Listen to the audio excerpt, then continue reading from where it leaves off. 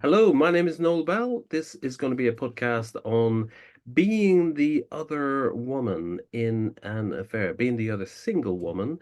And I'm joined today by Trisha eBay, a counsellor in West London, who has written an article on this, which we'll share on the screen in a few minutes. So, Trisha, delighted to have you today on the podcast. How are Thank you? you very much. Happy to be here. Thank you. Good. So, Tricia, your article is Being the Other Woman, the Other Side of Infidelity. Big area, the whole area of affairs and, quote, alternative relationship lifestyles. Indeed. What motivated you to write the article you did? Um, a lot of my work has been around relationships, and I feel that the other woman side of things is one that it's almost seen as a bit of a taboo. Um, it felt very much people didn't understand the perspective of what it's like to be the other woman. She was often villainized, seen as a home wrecker, and a number of other sort of derogatory sort of names. Um, but I wanted to share and show that there was support for the woman, what it's like to be there, and that there are, in some ways, two or three sides to every story, and just to show how it feels to be in those shoes. And you were saying that your article has got quite been picked up, got a lot of traction in the United States, people contacting you from there. Yes, yes, it has. I mean, that was a little bit of a surprise because I've published it on Counselling Directory. Um, it's also on my website. Um, and it was published in October 2023. And up until recently, just say in this last couple of weeks, I've had numerous inquiries from people in the States. Um, and actually, that was a little bit of a surprise to me because being such a big country itself, I might have thought there'd be support for them to access there. But this article seems to really hit home um, with a lot of people in those situations. Um, and really, they're wanting to reach out and talk to someone who understands, is non-judgmental, can be supportive and offer some guidance. So yeah. Yeah. So we're just sharing it on screen, Tricia, now. So, Yeah. when we think about I mean, this is a huge area, and obviously we're coming at it from a Mm-hmm. specific angle, that of Mm-hmm. an affair from the perspective of the single woman rather than the betrayed wife, or Yes. even from, you know, alternative lifestyles around ethical non-monogamy, Yes. polyamory. What we're essentially, and this probably is what fuels a lot of the stigma and Mm-hmm. judgments, because some people see this as the kind of area of non-ethical non-monogamy. Yeah, absolutely. I mean, the non-ethical side comes in that there's a married woman here, the wife of the man, who is oblivious, who has no idea that this affair is going on. Um, the difference in ethical non-monogamy, whether it be just that some people have a don't ask, don't tell kind of relationship, some it's purely open. Sometimes it's couples doing things together. Um, swinging. But this is very different in that the other woman is kept secret, um, usually from everybody in the married man's life, but most of all his wife. Um, so it really creates a very different type of relationship. There's a certain balance. There can be a lot of rules around when she contacts him. The other woman Yeah. cannot just send a text out of the blue. It has to be on the man's say so, or there has to be a secret app that they use for their communication, you know. Yeah. So we're on to that aspect of the article, which I thought was quite interesting, the Mm-hmm. highs with the so Yeah. you go into the highs and the lows that she Yeah. might be experiencing. So Mm-hmm. as we see there, hope for the future, feeling desired, and the thrill. So let's just talk about that a bit Mm-hmm. because it sounds like there's a lot of hormones present, Absolutely. adrenaline, Absolutely. all the exciting ones, the dopamine, maybe the serotonin, the oxytocin, Mm, everything's floating around. Potentially, it sounds like for someone in this aspect, the highest part is the exhilaration, the intoxication. So, do you want to just mm. talk a bit about Yeah, the sure. highs? I mean, the highs are really what keep it going. The highs can be so high. There can be a lot of talk from the married man about, we will be together. Um, he may go through a number of reasons why it can't happen at this point in time. As I've sort of mentioned there can be the children are a bit young, or my wife's going to take the children away. I won't see them. But there can be when there is hope for the future, it's kind of there's this light at the end of the tunnel, and that you feel all of this is worthwhile. So that really keeps them going. He will be mine one day. We'll have this primary relationship, and it can sound very genuine from the man. Sometimes it is genuine. Um, it doesn't always feel that way. And then there's the feeling of that really being desired, someone who's treating you very well. And sometimes, particularly if the other woman has previously been in an abusive relationship or a string of abusive relationships or relationships that weren't going so well, this attention is really great. Hmm. And it's an ego boost. It can make her feel that she is worthy of sort of being loved. Um, and then she's valuable. The married man will often say, you make it worth it. The only reason I can stay in my marriage is because of you. Just this sort of moment of coming to see you is really what keeps me going. Makes her feel really, really special. And so that creates that high. And then, of course, there's the thrill as well.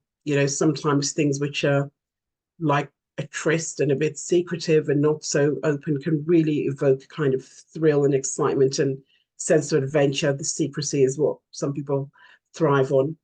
Um, but it's very different for every other woman. They won't always feel that way, but sometimes it's really it's a real high, and that keeps the hope going. Yeah, and this is sort of the area of potentially Mm. forbidden fruit, stolen moments. Absolutely. And, some of my work and research is, looking online, and that particular quote that you have there, where's that absolute thrill I quoted there, where, another woman online, so it wasn't an open forum, has clearly sort of said, MM's wife is going away this weekend. We get to spend a whole week together. I'm going to be with him for the night in a way that you normally can't, because he would always otherwise be going home to his wife. So there's that excitement over it. And that makes the time together potentially more exhilarating as a result. Yeah, absolutely, absolutely. Just it's not your regular relationship for this weekend. You can sort of be in that bubble that perhaps if you can put the wife out of your mind because you've got that weekend, you get almost the real girlfriend feel. He's not having to go home, or I'm going to be with him. He can stay with me, or I can go over to his house because she's not there. And it's very, very, it creates that thrill of it. Yeah. For some people, I mean, again, I wouldn't want to totally generalize because everybody's experience is different. Um, for some other women, this may also come with feelings of guilt, um, feeling that sneaking around. But for some, there's an absolute thrill and high about it. But even the guilt could potentially be eroticized, couldn't it?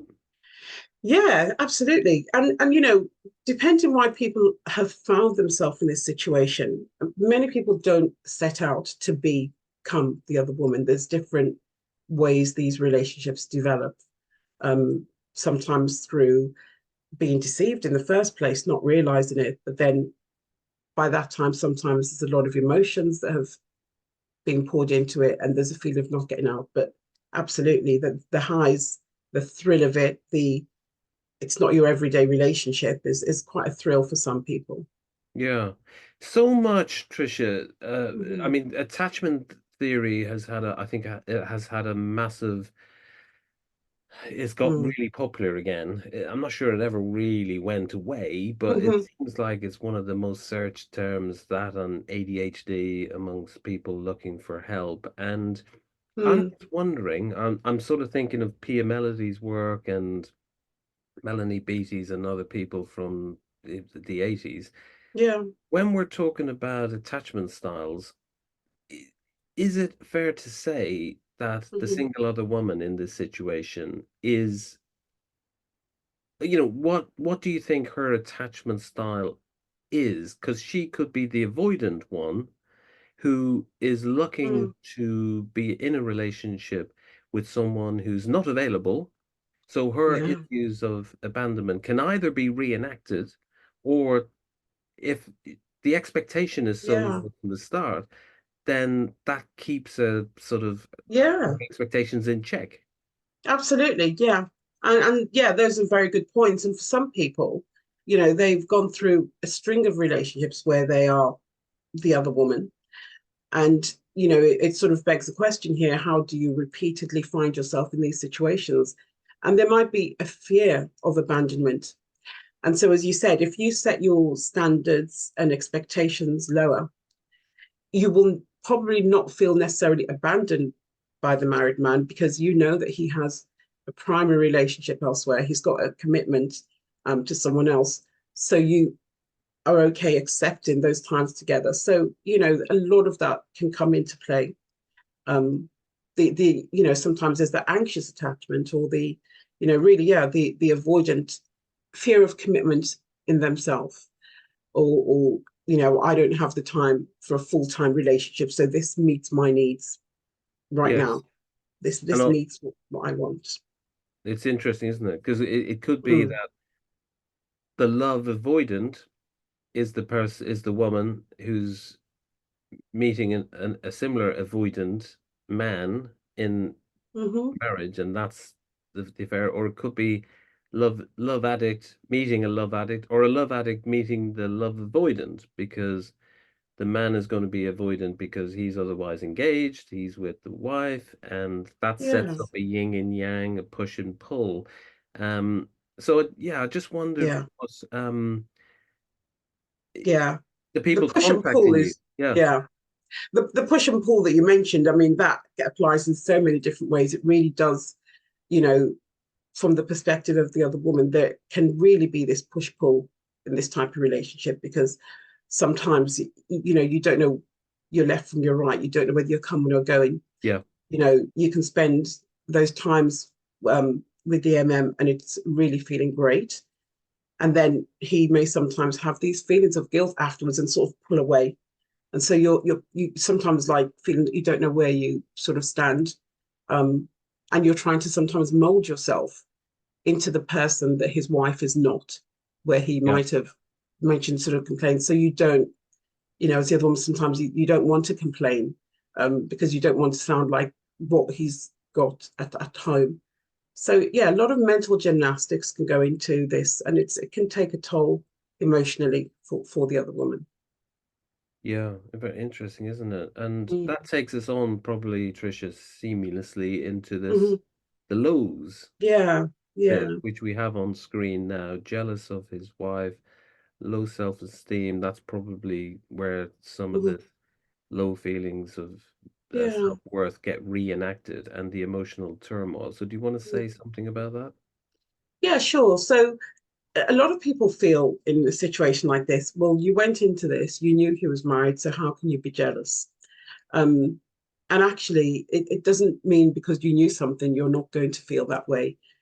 There can still be a feeling of, why haven't I been chosen here? Because, if he keeps on saying how bad the marriage is and I'm giving him everything, why won't he be here? So there is the jealousy that she's the one who he gets to go home to every night. She's the one who gets to go on holidays. She's the one who's posted on his Facebook page. Um, and that, can really feel like a stab. And sometimes, strangely enough, it feels like a betrayal to the other woman. Um, and a lot of people might say, well, how can that be? You are the other woman. This is surely what you expect. But human beings have feelings and have emotions, and it doesn't negate from those feelings. Um, and something that I captured, which I'd seen in doing some of my research, um, in the words of another woman, was that MM's going on holiday with his wife and his children. How am I going to handle this? Um, MM being the married man. yes, yeah, that's the acronym generally used, MMOW. That he's going, and it's even more challenging if married man acts like he doesn't really want to go on this holiday. But in this particular case, the OW had actually said, well, he's actually the one who's done all the research for this. And again, this was from an online open forum. So I just wanted to be clear about that. This is not anything to do with any of my clients. Yeah, sure. Um, so it's really, you're left in sort of doubt. Is he really telling me the truth, but that he doesn't want to go? Mm. And how can that be on the other hand? So his actions seem to be contradictory to some of what the other woman is hearing. So yeah, a lot of jealousy can come up in those situations. And then really the low self-esteem, because over and over, it's a feeling of, why am I not being chosen? Why can I not be the primary relationship? If he makes me so happy, what's keeping him in that marriage or that long-term relationship? Um, if he's as miserable as he is, if he's in a dead bedroom situation, if they don't share a bed, if they've got separate rooms, as he says, am I that, it's like, am I that unworthy of love that he wouldn't choose to be with me? Because from a common sense, maybe logistical point of view, people might say, well, if you've got something good on one hand and something bad on the other hand, you choose the good thing. Yeah. But this is much more complex than that. Yeah. Okay. And yeah. Sorry, Tricia. I was just thinking out loud, actually, if Mhm. is it, there must be research on this, and it's probably an obvious Mhm. question. But do you know what the success is of people who form a relationship following an affair? What the success of that would Hmm. Not specifically, but I mean, some of my sort of work and research, generally, second marriages have a lower success rate than first yeah. ones. So whether that's because of an affair or not, Mm, that there is generally that they have a lower success rate. And I feel that can be for a multitude of reasons. One being potentially because children are involved. hmm. Children sometimes from a previous relationships, and they can place some degree of strain on relationships anyway. And then sometimes it's the trust as well.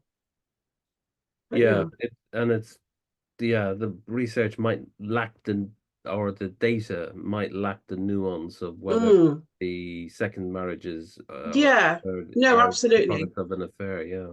But I will say that in some of my readings online, there's been situations where adults who are now potentially, say, getting married or something, have said their father left them, left the mum for the other woman. And actually, the second marriage has lasted much longer than the first. Very often, what they're talking about is when they come together for family occasions, even when the second marriage has lasted 20, 30 years, Yeah. um, how their mother would still feel uncomfortable being in a room with us. So sometimes there is a fact that the second marriage does have its longevity, and that's another sort of spanner in the works in some of these relationships. Yeah. Yeah, Mm. absolutely. So D-Day. Mm. Yeah, D-Day. Now that is a difficult day for, if I say, all three people in this situation. So the other woman, the betrayed wife, and the married man. Um, Absolute devastation. So, as I've said, there's a number of ways how she may discover or become aware of the affair, but usually the result is the same. It's devastation.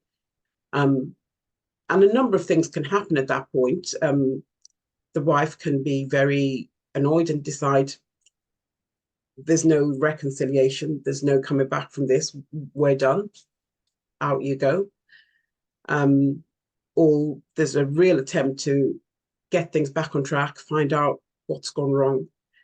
But from the perspective of the other woman, the difficulty here is sometimes she may just receive a quick text to say, wife knows, and nothing more. And she's kind of left in the balance as to, well, what's going on? Will I hear That's from the you radio again? silence. Radio silence. And sometimes at that point, she's just blocked, immediately blocked. So no way of further contacting. And you can imagine for someone who's been in a relationship with someone for, and it can be many years. Sometimes these affairs have gone on for a year, 2 years, three, four, Oh, five, many, many years. Um, that can be quite devastating to have someone who you were speaking to every day suddenly just gone and you don't know what's happening. yeah, Um, and of course there can be so much nuance to this. yeah.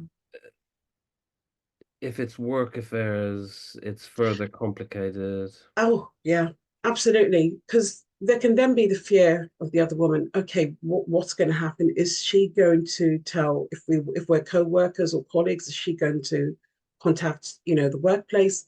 If he's my boss, is she going to report this to HR? Is this allowed in our company? Will my reputation be tarnished? Will she contact my family members? Is he going to tell her who I actually am? Because sometimes the wife just knows about the affair but doesn't know who the other woman is. So there's so much to think about for the other woman there. Yeah. So we're on to the role of counseling. Mm, So this is quite um could potentially be very deep work. yes. People's attachments could be early trauma reenactment. Hmm. There's uh, potentially addictions. There's potentially Yes. repeat behavior. There might also be personality disorders present. Hmm. It Hmm. can be very complicated work, right? Absolutely. Absolutely. All of the above. And, a lot of times when someone enters an affair and when they end it, they themselves will say, I'm a shadow of the person that I used to be. This whole affair has changed my personality. They've twisted themselves to mold into what someone else wants, and they've become someone that they don't even recognize themselves. And it's now just been left trying to find themselves. So that often there's a lot of exploration that needs to be done around that. And them just needing the support of someone who's not going to judge um, the way often the rest of the world might judge them or society in general. Um, Someone who's going to really just have unconditional positive regard for their situation. Yeah, it's interesting, isn't it? We'll Mm-hmm. stop sharing the screen. Mm-hmm. Um, the bits I've researched around this and my experience working in the field is that it can be very like sometimes there can be the existential kind of themes present. Mm, Ultimately, fear of death. And if you think about an affair, I'm thinking about when people write and say things like, Esther Perel and people like that who've done some yeah. really good work on this, that Mm-hmm. what people are really engaged in is a reactivation of their own exhilaration, their own life force. It's the kind of in their own minds, they're going to a naughty part of town, Yeah. and that's what they're really dialoguing with. So what she Mm-hmm. often says is if someone can reincorporate the excitement, the exhilaration, the bit of Mm-hmm. recklessness that they get from an Mm-hmm. affair and bring that into their primary relationship, if they're in a Yes. relationship, I suppose that's from the perspective of the betrayed wife, but if Yes. the single woman can bring that into her life, then so goes the theory there wouldn't be any need for the affair. What do you think of that? Yeah. Well, I think people are very different. And some people are what is called cake eaters, and they don't necessarily have a problem in their primary relationship. And they will, have an affair regardless. They just want more. they just want more. And there's something I read some years ago, and it's always sort of stuck with me in an online forum where a betrayed wife came to talk about the infidelity in her marriage. She'd been married for 11 years, I believe, at that point. And he said, in the 11 years of their marriage, they had had sex every single day. So when he had an affair, she thought, this can't be why. And when she asked him why, he said, I just wanted something different. I wanted to see that I was capable of this, so that really was a mind boggle. You know, that was saying this can't be, the reason why, because for a lot of people, the lack of intimacy is one of the reasons Hmm. um, that they would cite as sort of wandering and straying away from the marriage.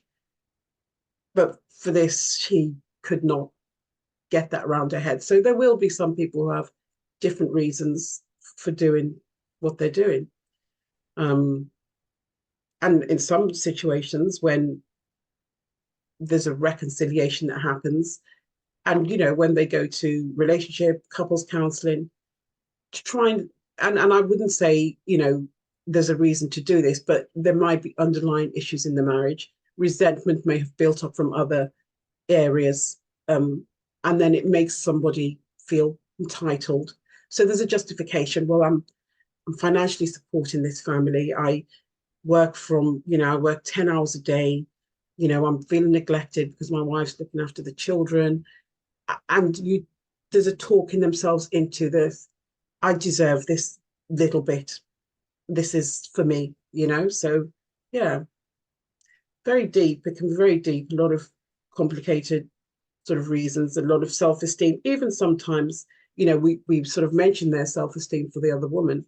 There's also sometimes that self-esteem for the married man in terms of this is an ego boost. This is, I have someone who deals with the children, the family, the domestic um, issues, and I've got someone who is kind of can be like my escape from all of that. So that is the archetype of the mistress, the whore, The uh, Madonna Hall the complex, Madonna whore absolutely. is there. Yeah. Mm. So I've got this here and I've got that there, and sometimes the married man might not necessarily want his wife to be like the other woman, So yeah, one thing I would say is there can be very common themes and there can be very individual differences because as human beings, we are all so different in that way. And people's stories, again, there'll be common themes and then there will be the individual differences, which really are with counseling what we get to the, try to get to the root of and the core of and give that support. Because it is a lot of support, as I say, in these situations you cannot always go and tell your friends and family um, what's going on because you feel that they may judge you, they may not approve. Um, it's very different. So it's having that neutral, unbiased third party to work through Yeah. things with, whether you're in the affair or whether it's over, because each have their difficulties. So people can suffer in silence.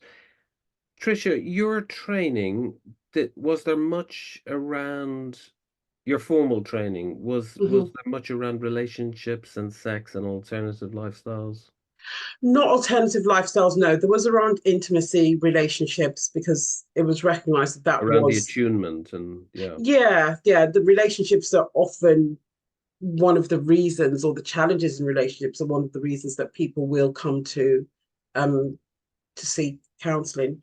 And then I did additional training in the area of couples, um, and actually not necessarily formal training, but prior to even becoming a counsellor myself, my interest in couples had stayed back, had been for a while. So I used to do marriage preparation delivery. I used to do courses for engaged couples coming to who are going to be getting married in the Catholic Church. It's a mandatory, compulsory marriage preparation that they have to Yeah. do, and I used to do that. And then I also was a facilitator for a program that was established where married couples would go into a school and talk to well, more be asked questions. The children of a certain age, sort of 15, I think upwards, had the opportunity to ask them about issues in their relationship. So it was really the hopes and fears of marriage. So we would sort of split them up. So I would facilitate that discussion between the children and the married couple who would, the children would ask, what would you hope for? What fears, what challenges have you faced? And they would be very open with their time and their answers and sort of discussing these things with them. So yeah, that was a very interesting area of couples work. Fascinating. Tricia, we could potentially talk about so many different aspects. So I'll have you back on, no doubt. Um, Absolutely. Thank you. so I've really enjoyed the chat. Do you want to just say how people would contact you if they're interested? Yeah, sure. Work with you? So I have a website. It's called aspirerelationships.com, www.aspirerelationships.com. You can find my details there. I'm also on counseling directory and the BACP directory as well. So yeah. Fantastic. How has this felt? Anything before we finish that you wanted to say that you haven't said? No, just it's been a real pleasure. Thank you for the opportunity to talk about that because it really is something that I'm quite passionate about relationships in general as from the name of my website. And this is it's been a great opportunity to be able to just talk a little bit more about the article. Yeah, Thank you. fantastic. Well, we met at a professional networking event, I suppose you could call it. And Yeah. when you mentioned the article and when I looked it up, it really spoke to me as something that was well researched and was informed by some really good insights. So Mm. it just seemed like a really natural thing to do to want to chat Yeah. about it further. Yeah, no, absolutely. Thank you. And yeah, really appreciate that. It's great feedback. You're welcome. Thanks again, and I'm going to end the recording now. Thank you, Tricia. Thanks very much.